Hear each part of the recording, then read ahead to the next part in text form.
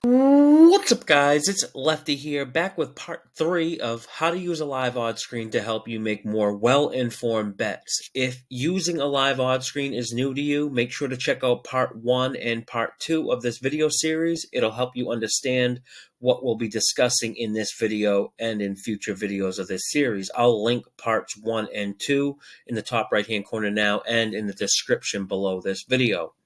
We already know the purpose of the different columns and what they mean and how we can use a live odds screen to shop and get the best of the number. Now here in this video, I'm going to start digging into how we can analyze the market and what we want to look for when reading an odds screen. The overall idea is to use both the betting percentage splits combined with line movement at certain books to identify sharp action.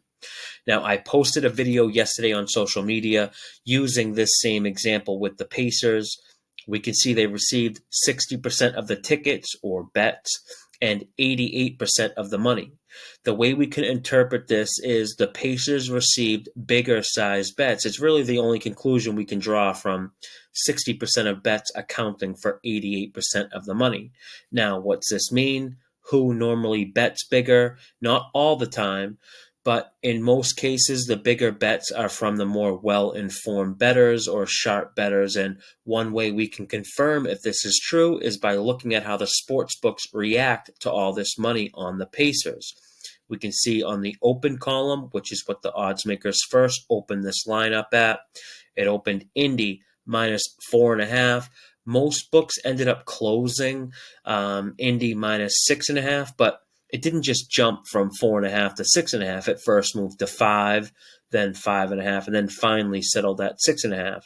Ideally, by monitoring the live odds screen, you can see this happening in real time and identify the sharp action and then get a bet down on the Pacers before it reaches its high point. It really does you no good betting it after it's already moved to the top of its peak. A line move of 2 points on the spread is definitely caused by sharp action. Miami Heat, another good example here, and it's similar to the Pacers. Miami getting 68% of the tickets or bets and 94% of the money. Odds makers opened Miami minus 1. It eventually closed minus 3 or 3.5, depending on the book.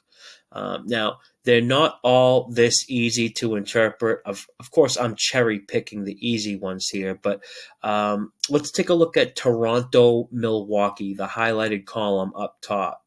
Bucks getting 68% of bets, 67% of the money, which we can consider this lopsided or heavy action on the Bucks. But if we look at the line movement, we see Milwaukee open 16.5-point favorites and close at 14. But that's because Giannis was ruled out of the game, and this caused the line move. The number one reason for line moves is player news. The second reason would be sharp or respected money. It's very rare that the public can move the line. It can happen, but it takes a lot of concentrated one-sided action, which can and has happened, but usually it's on standalone games like championship games or the Super Bowl. But my point is, you have to be aware of why lines are moving. You want to make sure you aren't mistaken line moves for sharp money when in fact it's just a player being out. Like Dallas actually here on the highlighted column, opened 5.5, ended up moving down to a pick'em. Actually, some books closed Golden State as a favorite. This was due to Luka being ruled out, and actually shows how many points he's worth to the line. He's one of the few players right now in the league that's worth a full 5 points to the betting line. Now, I'm going to wrap up with another example, but this one here is going to be what I consider ideal market conditions, or in other words, this is exactly what you would want to look for when analyzing the market and trying to identify sharp action. The highlighted row there at the bottom, Minnesota, Phoenix. Phoenix getting 50% of the tickets or bets. So that obviously means Minnesota is also getting 50% of the bet. So it's equal action on both sides, but the money column shows 86% of the money on Phoenix. This clearly shows that Phoenix is getting bigger sized bets. Minnesota got all the small recreational bettors betting $10 and $20, while Phoenix got the nickel and dime size bettors. Again, who bets bigger? Not always, but it's safe to assume that the more well-informed, sharper bettors are responsible for the lopsided money on Phoenix. And then we can confirm this theory by looking to see how the odds makers adjusted the lines based on this money. They opened the Suns -3, and it eventually closed -5 at some books. A 2-point line move on the spread is pretty significant. Ideally, while monitoring the odds screen, you'd see this move start to happen and then get down on Phoenix before it got to -5. Securing closing line value is the goal. Now that's going to do it for part 3. Stay tuned for part 4 of this series. I'm going to start discussing some sharp money indicators such as steam, line freezes, reverse line moves, and more.